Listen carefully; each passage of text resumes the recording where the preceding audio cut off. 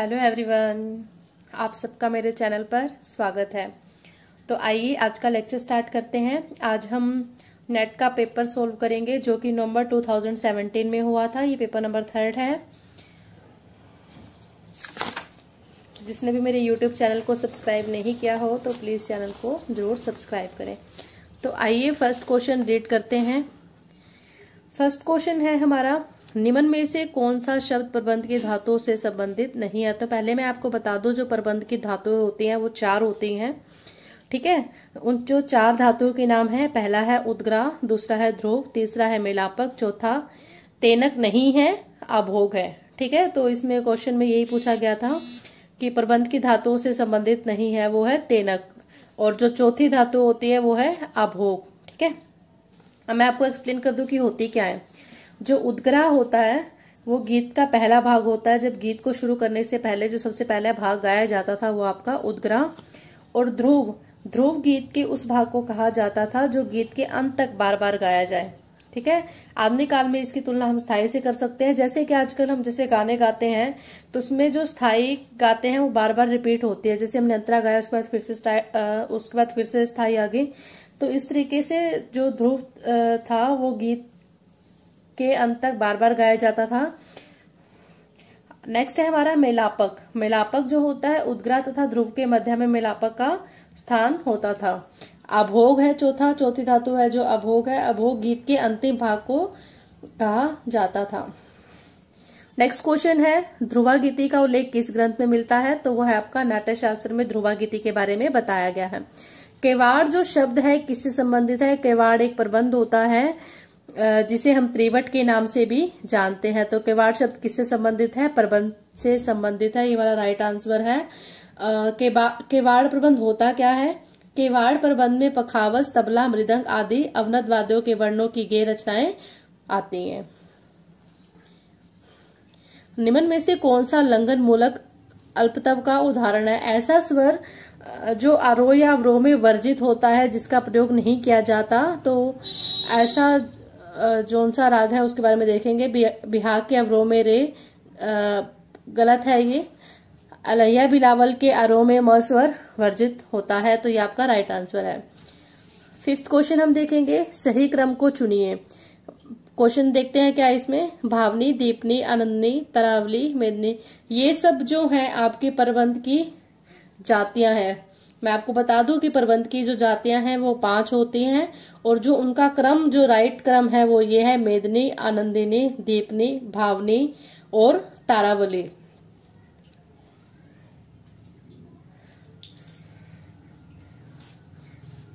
आगे पढ़ते हैं। निम्नलिखित को सुमेलित कीजिए और सही कूट चुनिए। मंजी खान ख्याल गाते थे, बहराम खान ध्रुपद गाते थे, बरकत उल्ला खां सितार और सजाद मोहम्मद सुर भार। जो राइट आंसर है आपका 4th होगा। 7th क्वेश्चन पढ़ते हैं। जनरल करनैल के नाम से कौन प्रसिद्ध था। अली बख्श और फतेह अली। 8th क्वेश्चन है, रामपुर सहसवान घराना ग्वालियर घराने से संबंधित है। ये कथन ए है। और तर्क आर, रामपुर सहसवान घराने के मुश्ताक हुसैन और निसार हुसैन ग्वालियर के हद्दू खां के शिष्य थे। जो ए बात है इसमें वो तो सही है, पर जो आर वाला तर्क है ये आपको गलत बताया गया है, ठीक है। 9th क्वेश्चन पढ़ते हैं। निम्नलिखित में से कौन सा राग संधि प्रकाश राग है। तो ये आपका है पूरिया। संधि प्रकाश राग वो होते हैं जिसमें रेधा स्वर तो कोमल प्रयोग हो, और जो सुबह के 4 से 7 और शाम के 4 से 7 के बीच गाए जाते हैं। नेक्स्ट क्वेश्चन है, गंधर्व महाविद्यालय की स्थापना किसने की। तो विष्णु दिगंबर ने गंधर्व महाविद्यालय की स्थापना की थी। मोगूबाई कुडेकर के गुरु कौन थे। अलादिया खान थे, हैदर खान थे और विलायत हुसैन खान। ये आपका फर्स्ट ऑप्शन राइट है। आगे है, निम्नलिखित को सुमेलित कीजिए। विलायत खान इटावा, आशिक अली खान जयपुर सेनिया, शरण रानी मेहर सेनिया, हलीम जोफर खान इंदौर बीन कार। और सेकंड ऑप्शन इसका राइट होगा।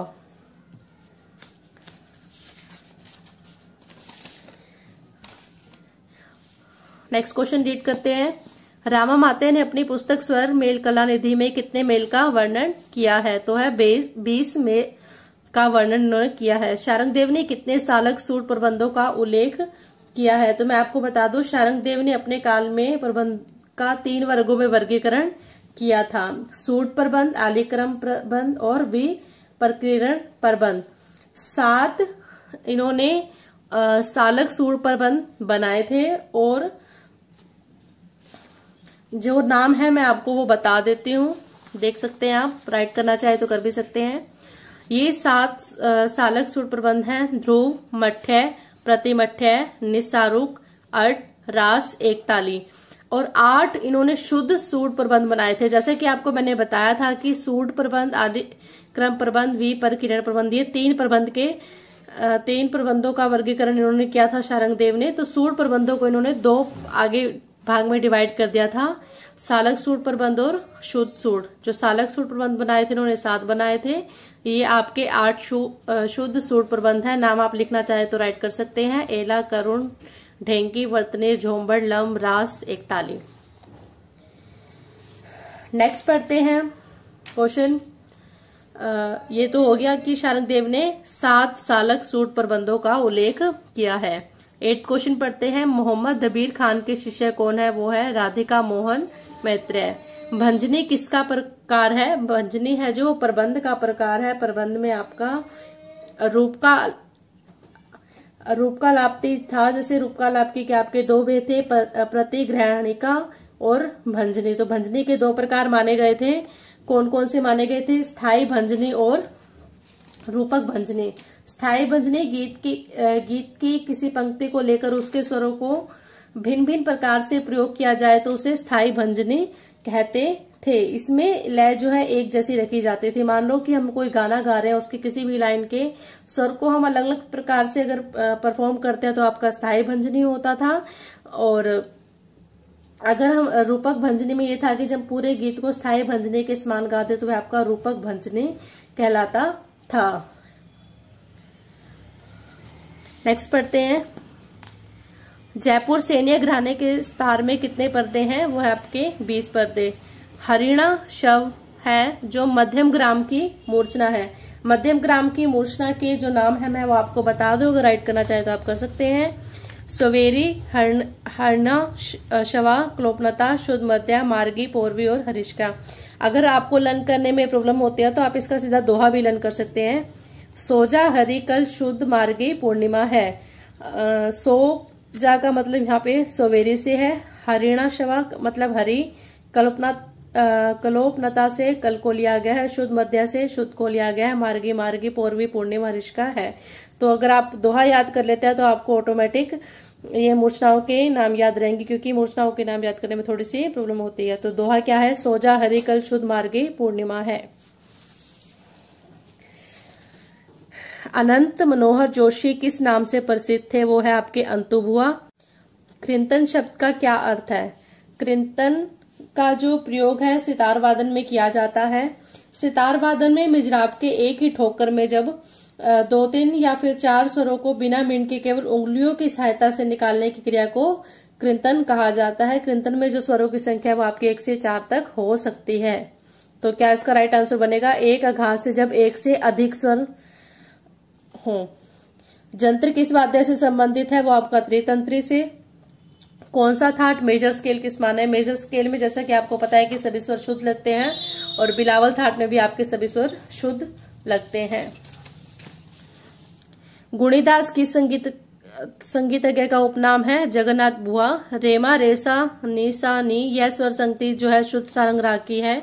कौन सी विधा निबद्ध गायन शैली में नहीं आती? वो है आपके रागा लाप। निबद्ध गान शैली में जो आपके आती है मैं आपको बता दूं, ये देखिए, निबद्ध गान शैली में आपकी प्रबंध, रूपक, वस्तुएं यह आता है, और अनिबद्ध गान में आपके रागालाप, रूप का लाप, अलप्ति गान, स्वस्थान, नियम का लाप, ये सब आपके अनिबद्ध गान में आते हैं। राइट करना चाहे तो आप कर सकते हैं।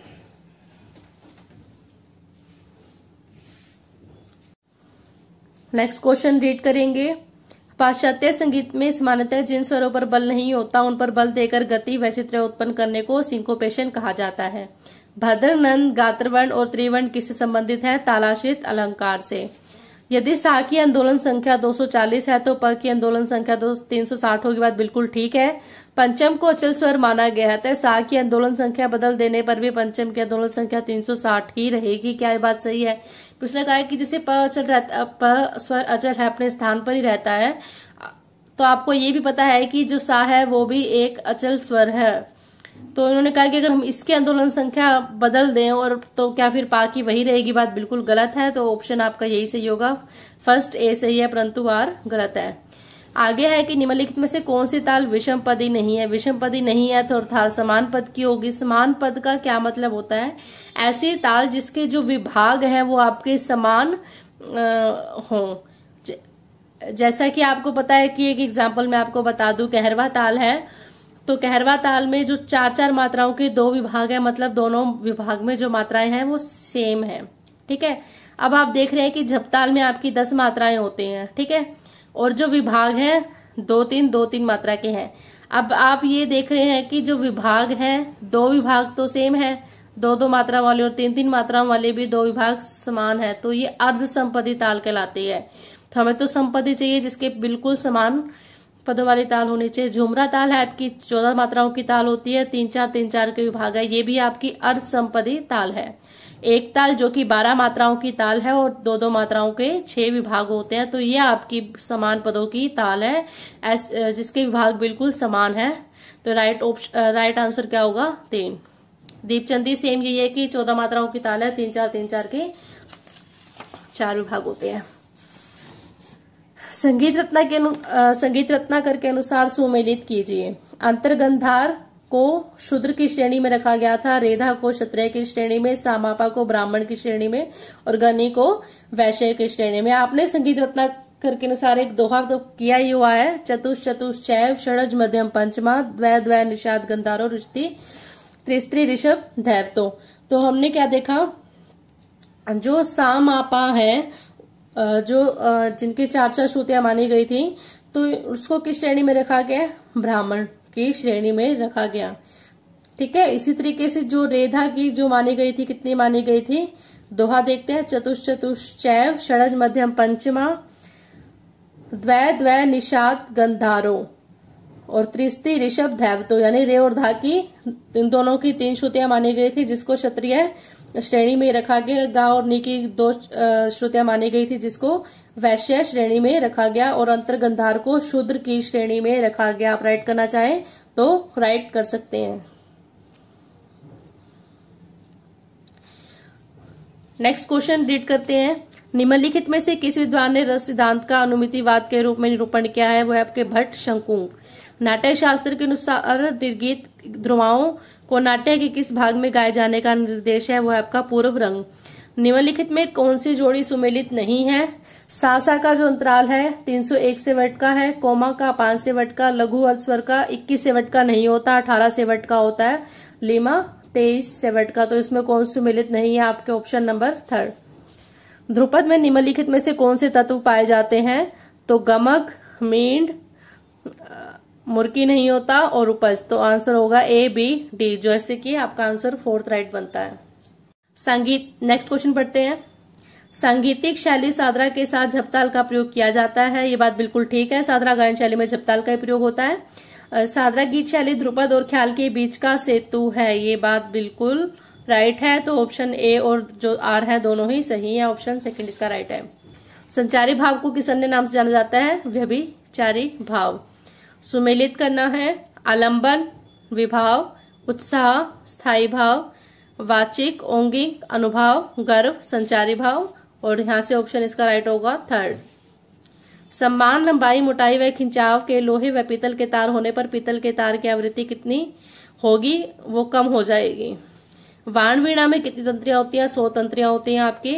ऋग्वेद के मंत्र अक्षरों के अतिरिक्त जिन वर्णों का प्रयोग 2 स्वरों या अक्षरों के बीच के खाली स्थान को भरने के लिए किया जाता है उसे हम स्तोप के नाम से जानते हैं। गात्र वीणा जानी जाती है प्रयुक्त स्वर संकेतों को उंगली के माध्यम से प्रकट करने के लिए। द म्यूजिक ऑफ इंडिया के जो लेखक हैं हर्बर्ट ए पोपली। संगीत रत्नाकर के 10 विधि राग वर्गीकरण के अनुसार मार्गी व देशी रागों की संख्या बताओ। तो आपके 6 मार्गी राग थे और 4 देशी राग थे। भिन्न को चुनिए। Abhinav Raag Manjari, Shri Mallakshya Sangeetam, a short historical survey of music of upper India और अभिनव गीतांजलि। ये जो ऊपर वाले तीनों बुक्स हैं ये भातखंडे द्वारा लिखी गई हैं और अभिनव गीतांजलि है जो अभिनव गुप्ता की द्वारा लिखी गई है, इसलिए अलग हो जाता है इनसे। तो ऑप्शन राइट फोर्थ आपका राइट होगा। निम्नलिखित ग्रंथों में सुधा कलश रचित ग्रंथ कौन सा है? तो वो है आपका संगीतोपनिषद सारोद्धार। सोवेरी किस ग्राम की प्रथम मूर्छना है? वो है मध्यम ग्राम की। जैसे कि आपको बताया था सोजा हरि वाला जो दोहा था, तो वो सो है जो पहले सोवेरी के नाम से ही है वो। होबल ने कितने शुद्ध और विकृत स्वर बताए हैं? 7 शुद्ध और 22 विकृत बताए हैं, तो कुल 29 स्वर हो गए आपके। अभिनव गुप्त ने कितने स्थायी भावों का उल्लेख किया है? 9 स्थायी भावों का उल्लेख किया है। निम्नलिखित में से पारे की स्वर संगति किन रागों में होती है? तो गौड़ सरंग में होती है, बात बिल्कुल ठीक है। छायानट राग में भी की जाती है और तीसरा है नंद राग। नंद में भी पारे की संगति बार बार होती है और कामोद में नहीं होती। तो फर्स्ट ऑप्शन इसका बिल्कुल ठीक है, ए बी सी। हेल्महोल्ट्ज को जाना जाता है स्वर संवाद के लिए। साम के स्वर में स्वरूप को कहते हैं गान। सालक सूर प्रबंध के प्रकार है 7। यदि बिलावल के स्वरों में मध्यम को सा मान ले तो तब किस राग के स्वर प्राप्त होंगे? तो आपको यमन राग के जो स्वर है वो प्राप्त होंगे। देखिए जैसे कि आपको पता है कि बिलावल चौथाट में सभी स्वर क्या लगते हैं, सॉरी बिलावल राग में सभी स्वर क्या लगते हैं? शुद्ध लगते हैं। सारे गामा पाधा नी सारी हमने सारे शुद्ध स्वर लिख लिए। लेकिन हमें ये पता है कि सा से जो रे की दूरी है उसमें रे कोमल आता है, रे से गा में ग कोमल आता है। इस तरीके से उसने कहा कि म स्वर को अगर हम सा मान ले, म को हमने सा मान लिया, ठीक है, सा के बाद प पे रे आ जाएगा क्योंकि एक स्वर का अंतर होता है इसमें। रे से गा, गा से म। यहाँ पे म तीव्र कैसे आ गया? आपको पता है कि ग से म सीधा मतलब जब गा और मा में कोई दूरी नहीं होती, तो इस तरीके से अगर हम यहाँ मा रखते तो ये नी कोमल पर जाता शुद्ध मा, और ये यहाँ पे जो नी शुद्ध है यहाँ पे इस कारण से जो म से अगला स्वर होता है वो कौन सा होता है? म तीव्र होता है। तो इस तरीके से ये कौन सा राग बन गया? राग यमन। तो नेक्स्ट क्वेश्चन रीड करते हैं अब।